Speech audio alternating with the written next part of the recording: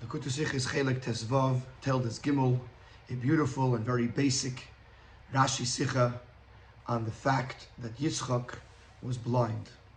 The pasuk tells us that Yitzchak became old and his eyes were dimmed. He wasn't able to see. Rashi says three explanations why it was his Grendi Sibbe, the reason that brought to Yitzchak's blindness. Number one, the Ashnan Shal Elu, the smoke. Right before this in the pasuk, the Torah tells us that the wives of Esav would burn incense to Avodah Zarah, and this was a disappointment to Yitzchak and to Rivka. So Rashi says that from the incense there was smoke, and this smoke caused Yitzchak to become blind. Davar Acher, another explanation. When Yitzchak was being bound on the Mizbeach, and his father was ready to slaughter him, at that time, the heavens opened, and the Malachim, the angels of heaven, saw what was going on, and they were crying. Their tears fell onto the eyes of Yitzchak, and therefore this caused his blindness. Davar Acher, the Rashi gives us a third reason. There were no ulterior reasons, outside causes that made Yitzchak blind. It was something that came from the Eibishter, because in order for Yaakov to get the brachas, had Yitzchak been able to see, he would have seen that Esav had come in, and then Yaakov had come in and it wasn't Esav, and Yaakov wouldn't have gotten the brachas. So the Eibishter ordains Yitzchak to be blind, so that way Yaakov could get in unnoticed that it's Yaakov and receive the brachas. We have a number of questions here that are highly consistent with the Klali Rashi, the rules of Rashi that the Rebbe taught how to learn a Rashi. Aleph, in Pashtus Kumtois, as their pasuk Gufekidem Tam. Seemingly, the pasuk itself gives us a reason. In the very words that the pasuk just said, Yitzchak became old. When else did and the result of that was that his eyes were dimmed. Similar to what it says by Yaakov Avinu, that the eyes of Yaakov, eyes of Yisrael, became heavy, became difficult to see because of his age, because of his old age. And as we see it in real life, that as a person gets older, their vision, their ability to see becomes weaker. Now, since the pasuk itself gives us a reason why Yitzchak's eyes became dim, so the why does Rashi have to find other reasons? Why couldn't he just rely on the pasuk? The pasuk says Yitzchak was old, and therefore he was blind. Bay's second question: Rashi brings wherever Rashi brings two or more than two pirushim, he says it's because every single one, each one that he brings has a hardship, has a question, which the other pirush doesn't have. Rashi will give you a pirush. He'll say this is he won't say it out, but he'll know that there's a question. So he'll bring you a second pirush. Why doesn't he bring only the second pirush? Because the first pirush also has a question. Also, the order in which Rashi teaches them to us is also precise. That the question on the second pirush is always greater than the one on the first one, which is why it comes second. And if there's a third pirush, its question is even bigger than the second question, than the question on the second pirush, and therefore it comes third. So now going back to our Rashi, that's the rule. The rule is that, number one, if Rashi brings a second pirush or a third, because there's a question in the other one, and the rule is also that the first one is always the easiest to understand, and then the question gets bigger, So now we have to understand, what are the questions on the three pirushim that our Rashi brings? And with what question is the second one more difficult than the first? And in what way is the third one more question than, is there a greater question on the third one over the two that came before it. Gimel. Now there's a third question. And this is an interesting way to understand this, because it's not that common that there's three Pirushim in Rashi.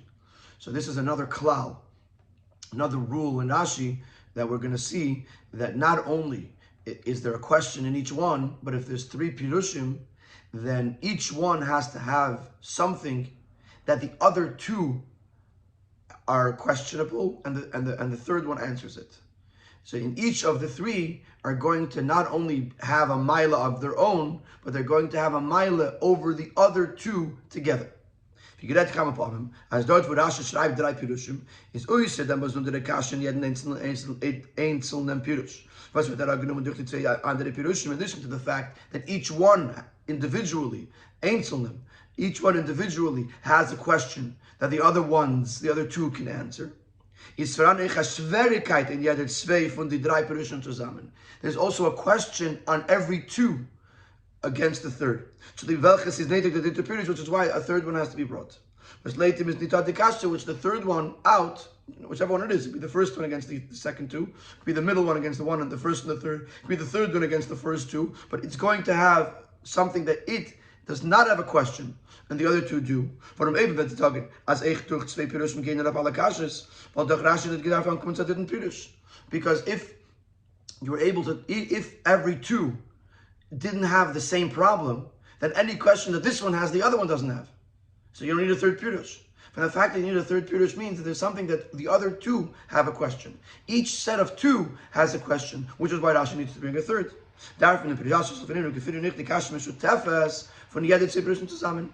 the third question that the Rebbe is asking is what in our Rashi is the joint question on every two Pirushim,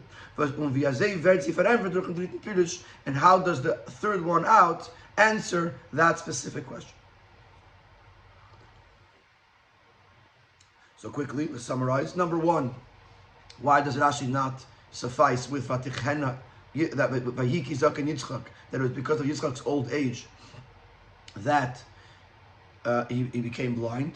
Number two, what is the question in each of the Pirushim that causes Rashi to have to bring other Pirushim, and why is it specifically in this order? And number three, what is the question in each two Pirushim that because of that you need to have a third, and you can't just say that each one answers the other one, that each of the two answers each other. Siv Beis. So the first in Siv Beis, we're going to address the first question: what is wrong, what is insufficient with the words Vayiki Zak and Yitzchak, Yitzchak's age, as an explanation for his blindness. Thomas Rashi will not learn wie wir kennen bepasst. As Vatichena is geschender for Zak and Yitzchak. Why does Rashi not suffice on the fact that it was his age that caused his blindness? Is as follows. In the Friedrich said it says that after Avraham passed away, then the Eibishter benched Yitzchak. Taiktor Rashi, Nisyada Avraham levarachas Yitzchak. Avraham was afraid to bench Yitzchak because he knew that Esau was going to come out of Yitzchak. So he was unsure of himself. Should he be benching Yitzchak, which is ultimately going to mean Esau coming to this world? Omar today, Avraham said, Yahweh Bala Brachas, let the master of blessings come, the Eibishter, v'yevarech, and he should bench Yitzchak. And therefore the Eibishter came and benched and blessed Yitzchak. Now that we know this, now that we learned in the previous Sedra, that Yitzchak received brachas from the Eibishter himself. So the question becomes, if you come to was nach dem der Eibishter alleine gebencht Yitzchak Avinu, soll später sein in der Matze von Vatichena Einov. How is it possible that someone who was blessed by the Eibishter himself should be in a situation of blindness? Was verschafft the mentioned sorrow and Yisurim, which is something that causes a person pain and suffering. So much so that Rashi says later on in a later parsha that Yitzchak was like he was dead. And the Gemara brings Suma Chashav Kmeis, that there's certain things that even when a person is alive, it's considered as if he's dead. And Suma is one of them, being blind. So Rashi says that Yitzchak felt like a dead person because he couldn't see. So how could it be that here is a person who was benched by the Eibishter and he's blind? and he's suffering. It's very simple that since the master of all blessings benched Yitzchak, but the old age, should not have affected him this way. Is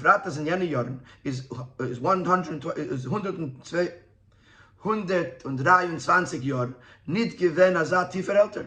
Especially since in those days, 123 years was not considered so old. As 57 Jahr gemäß, that for the 57 years he should be considered like dead.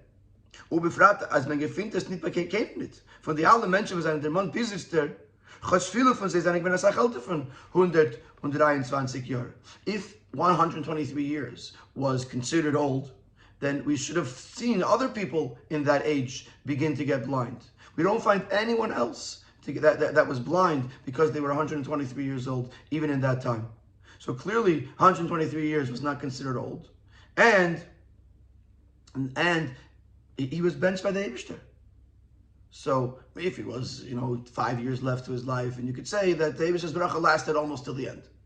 And then nature took over. But here you're talking about a young person or a youngish person. So the Eibishter's bracha could have certainly impacted him, that he shouldn't have to be affected by blindness.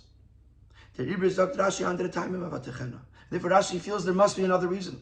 If we were just looking at Vayiki Zak and Yitzchak, that would not be a reason for Yitzchak to be blind. Because Yitzchak has a bracha from the Eibishter. Das meint, das Bechlal, befrat, mit Zad der Bracha, was der Eibishter hat gebencht Yitzchak.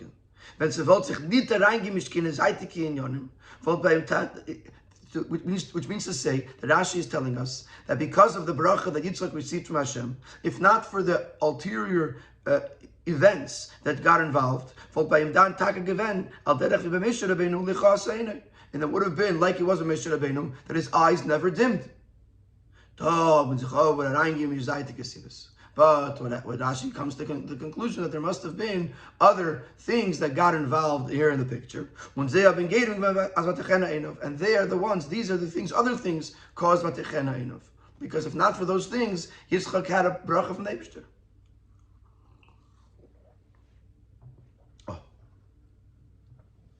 So, in Sif Gimel, we're going to understand the first reason of Rashi, how Rashi reaches that conclusion. Why he doesn't use Vayiki Zak and Yitzchak as the reason that we just explained. Because Yitzchak wouldn't have been blind just because of his age, because he had a bracha from the Eibishter. So why did he become blind?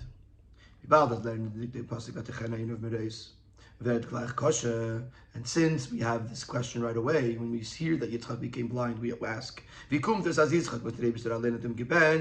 leiden from Choein, how is it possible that Yitzchak, who was benched by the Eibishter, should suffer from dim eyes, as we mentioned in the previous eve, and therefore it makes sense to say, as an enfer after Shaila is ungedait in the psukim gufa, because it's such a powerful question, it must be that the answer is indicated in the very psukim themselves.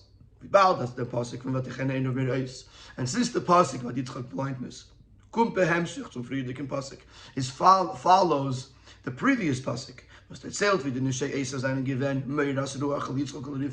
which tells us how the wives of Esav were a disappointment to Yitzchak and Rivka, because they worshipped Avodah Zarah, is nistaber, as in their smichus aksuvim is merumas disibur v'vatechena. So it makes sense to say that the juxtaposition of the psukim is a remez, is a hint to the reason for Vatechena. First you have a pasuk about Esav's wives, then you have a pasuk that Yitzchak became blind. It must be that these two psukim are juxtaposed in order for us to understand why Yitzchak became blind. Und der Rebbe stellt Rashi den Pirush von das Vatechena, sie kommen bei Ashman Shalelu gleich zum Anfang als Pirush Ikri. And this is why this Pirush is the primary Pirush, and Rashi puts it first. Weil es berumes durch die Psukim Gufa, because this Pirush, unlike the other two, is actually alluded to in the very Psukim themselves. Unlike the other two Pirushim, is the Sibah from Vatechena, nit merumas b'vashtak suvim, where the reason of Vatechena is not hinted in the basic understanding of the Psukim. So the first reason that Rashi brings is that Yitzchak's blindness was caused by the smoke of the incense of the Avodah Zarah of Esav's wives, and this is the best pirush because it's right there in the psukim, right before Vatechena, and therefore Rashi puts it first. Sif Dalet. In the ersten pirush and number zwei Schwierigkeiten. We're going to roll right in. We're going to roll right in to why is that pirush not enough? Beautiful. It's in the pasuk. Pasuk says that there was Avodah Zarah. Then the pasuk says Vatechena, and I have all the answers. Why does Rashi need more? So in Sif Dalet, the Rebbe says that there's two questions that are on this first pirush. Aleph. Says moving on the Nishei Esav, aber nicht gewöhnt zusammen mit Yitzchak. It's self-understood that the wives of Esav did not live in the same house, in the same dwelling as Yitzchak. Clearly there was another dwelling, or maybe even additional dwellings, where the wives of Esav lived. It's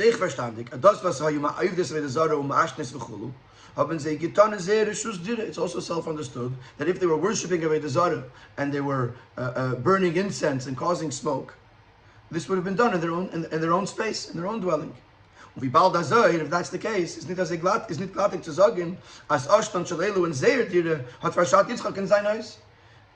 very difficult to say that the smoke that was being burned in a different dwelling would affect Yitzchak in his dwelling.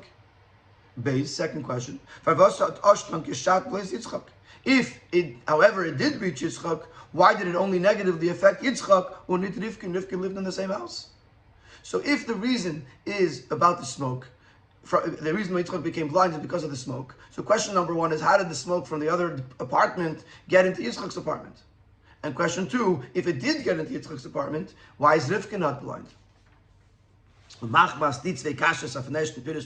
Because of these two questions, Rashi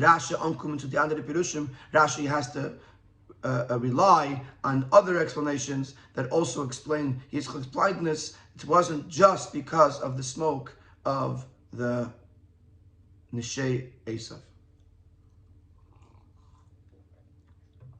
So let's go on. If the stack is such a strong question, why not just go straight to the next pirush? That the eyes of Yitzchak became blind because of the tears of the Malachim, or the fact that it was the Eibishter's doing. Why are those pirushim not good enough?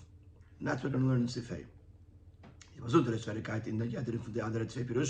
The specific question that we have on the other two pirushim. Number one, the tears of the Malachim fell on Yitzchak's eyes. The fact that it was done by Hashem, but the Eibishter, in order for Yitzchak for Yaakov to get the brachos. So in addition to their joint question, the fact that there's no source for the pasuk, there's no source for it in the pasuk, which is equally kasha, equally questionable on both of these pirushim. We need to know first what is the individual question on each one. So like this. In Zweiten Pirush is kasha. On the second pirush is there's a following question. This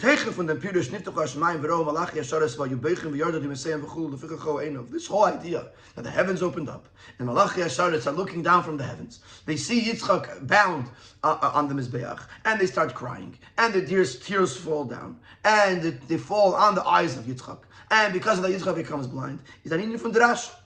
Is more of a drasha, of something that is that we can expound upon, but nit. It's totally not something that's basic understanding of the pasuk, which is darkish Rashi, which is Rashi's approach when he explains the pasuk.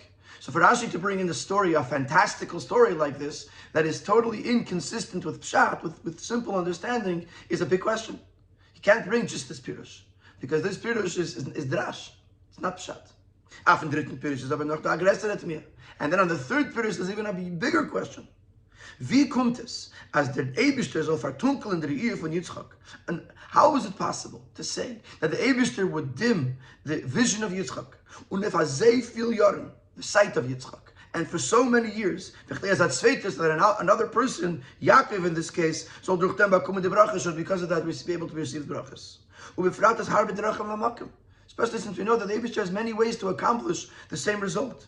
Und sicher hat der Eibishter gehabt einen anderen Weg, durch welchen Yaakov soll kriegen die brachas. And certainly the Eibishter had a different method in order for Yaakov to receive the brachas. it's like very inconsistent with the Eibishter's ways, that Eibishter should hurt someone, so to speak, so that another person should be able to get something. And since this is a very much greater question than the question that you have on the fact that it's drash and not pshat. Because of the fact that to cause suffering and pain, the opposite of good, to one person, in order to bring a favor to another person, seems very unjust. And the opposite of just is something that is entirely not possible to say chas v'shalom with regards to the Eibishter. Therefore Rashi puts this one after the second, meaning the third and the final one, because of this incredible question that we have on this Pirush.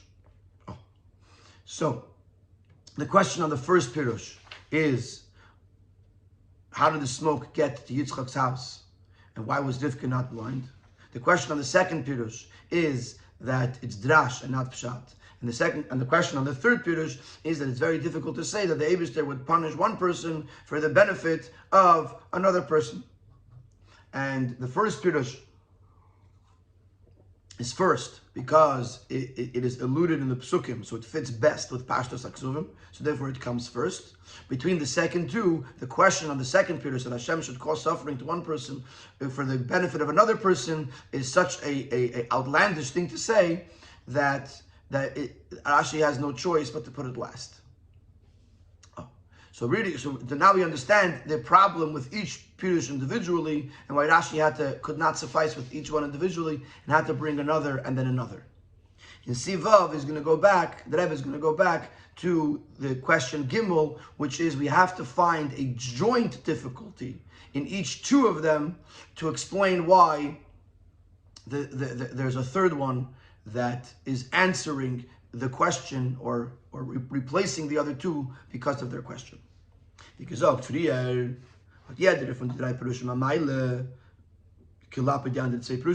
and to say I said it in the negative, here he says it in the positive. Each one of the three has an advantage over the other two. In other words, every two Pirushim have a joint question, or nidglatikite, or lack of understanding, which the third one doesn't have. The third one meaning the one of the every two has a third. The Yisrin Ikri was is in the ersten Pirush, the Gabat the andere zwei. So the primary advantage in the first Pirush, in comparison to the other two, besteht in them, wie gesagt früher, was bloß eres b'numas and pasuk. So this really was already answered, that only the first Pirush is hinted in the pasuk. So the advantage of the first Pirush we really already explained in Seif Beis, that in Seif Gimel, that because this one is hinted in the pasuk, the other two are not hinted in the pasuk. That's a huge mile. The mile from zweiten Pirush gegen ersten und dritten. So now let's go to the second Pirush. What's the advantage of the second against the first and third? With alle Pirushim is what Yicheno given the Sibbe was hat gegeben als Yitzchak und die Brachas übergeben sie eingeben. Regardless of why Yitzchak became blind, everyone will agree, everyone will accept that because he was blind, Yaakov received the brachas. So Vatichena was the cause, Yitzchak's blindness was the cause for Yaakov to receive the brachas. Aber leiten ersten und dritten Pirush is der Vatichena gekommen durch eine von Gnus v'chisar. But according to the first and the third Pirush, the cause of Yitzchak's blindness was through something negative. Leiten ersten Pirush mit seinem Osho von Avodah Zarah. According to the first Pirush, it was because of the smoke of Avodah Zarah. Leiten dritten Pirush mit Zadem was Yitzchak gewollt benchen Esav, because Yitzchak wanted to bench Esav, which was something that was really wrong. So the Vatichena was bringing to the brachas, but what brought to the Vatichena? Something negative, either Yitzchak's desire to bench Esav, or the fact that Esav's wives were serving Avodah Zarah. So this would imply as an inyan from Gnus and Chisar and Gebrach to the brachas, that there was something negative, something shameful that actually led to Yaakov receiving the brachas. which is a little uncomfortable to say that all the brachas that Yaakov gets in Parashat Toldos is everything is because of something negative that led to it. But if you look at the second pirush, that it was the Akedas Yitzchak, is Adrabah. The Vatichena was brought about because of the greatness of Yitzchak, the fact that he was ready to go onto the Akedah, and therefore it's much more gishmak that the brachas came because of Vatichena, which came from something positive. And also the third pirush has an advantage over the other two. According to the first two pirushim, we seem to conclude that the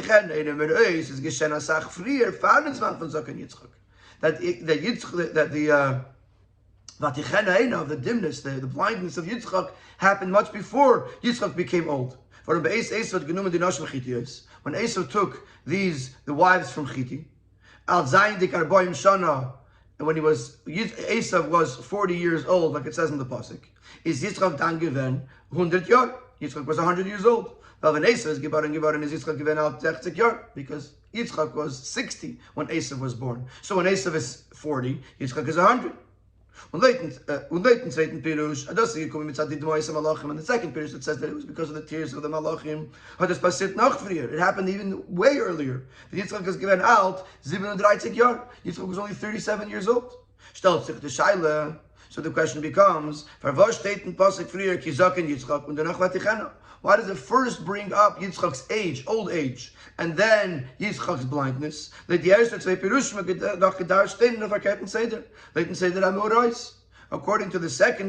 According to the first two pirushim, it should have been written in an opposite order, in chronological order. First, Yitzchak became blind, either at 37 or at 100, and then he became old at 123.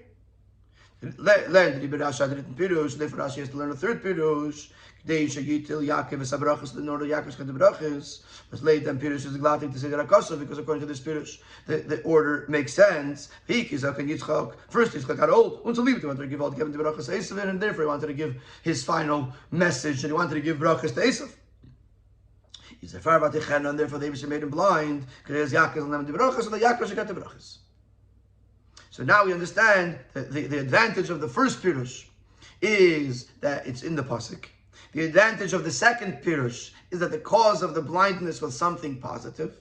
And the advantage of the third pirush is that the order, Zaken Yitzchak, and then Vatichena, makes sense more than it does in the other pirushim, because in those other pirushim, Yitzchak was much younger when the blindness set on. Siv Zayin, a fascinating takeaway from the third answer with a very beautiful hira. From the hira is from the dritten pirush Rashi, one of the lessons we could take from the third pirush Rashi. How extreme we must be careful to not speak lashon hara. Seemingly, in the third pirush, in order to avoid Yaakov receiving the brachas, in order to avoid Esav receiving the brachas, Hashem makes Yitzchak blind. Seemingly, if we want to make sure that Yaakov gets the brachas, Hashem has a very simple idea. So Megalas on Yitzchakim, as Esav is a Rasha.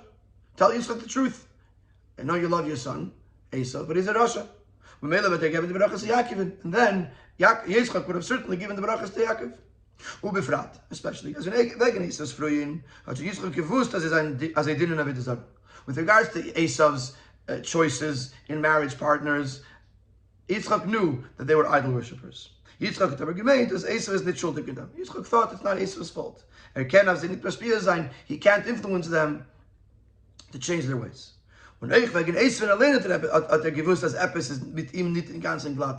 Even with regards to Esav himself, he must have known that something wasn't 100% perfect. It is not Esav's style to have the name of Hashem common on his tongue. When Yaakov comes in, he's like, kill Yaakov, Esav. Yitzchak understood that the person speaking that said that the Eibishter sent me here was not Esav's style. So he knew that something was off with Esav. So now it's not even that you're telling me something out of the blue. You already had some sort of suspicion on Esav. So Hashem could have revealed the whole truth. As Esav is a Rasha, that Esav is a wicked person, and then it wouldn't have to depend on blinding Yitzchak in order to get the brachas. From this we see how extreme one must be to be careful to not speak Lashon Hara. Yitzchak is given 57 Jahre Kalu Babayis. Yitzchak for 57 years was locked in his house. He couldn't go out. He was blind. Un kemes. Abim is on the trade of Hayidin. Afilu of Yisrael Mumar Lashon Hara. So Yitzchak suffered for 57 years just so that it should not be spoken about another Yid. And even though he's a Yisrael Mumar, he's a rebellious Yid. We've had this in the past. The discussion was Esav a Yid, and even though Esav was a Yid, he was a Yisrael Mumar, he was a rebel. So even a person who's like Esav, to not say Lashon Hara on such a type of person. That Yitzchak was blind for 57 years and suffers just so that the Eibishter should not have to say Lashon Hara on a Yid, even a Yid like Esav. And if with regards to Esav, we're so careful, when it comes to a Yid, after Matan Torah, noch der Eibishter gesagt, so jeder Yid anechi avaye lekecha. As by jeder Yid is anechi avaye geworden lekecha zan keich v'chayis. After Matan Torah, when the Eibishter said to every individual Yid, I am the Eibishter, you're Elikecha, and we say kechacha v'chayuscha, that the Eibishter said to every Yid, I am your keach, I am your strength, I am your vitality. Allah kam v'kam, how much more so must we be careful to only speak positively, to not speak Lashon Hara. This is the very beautiful Hira that we take from the third answer in this Rashi, and now this Rashi is so beautifully understood.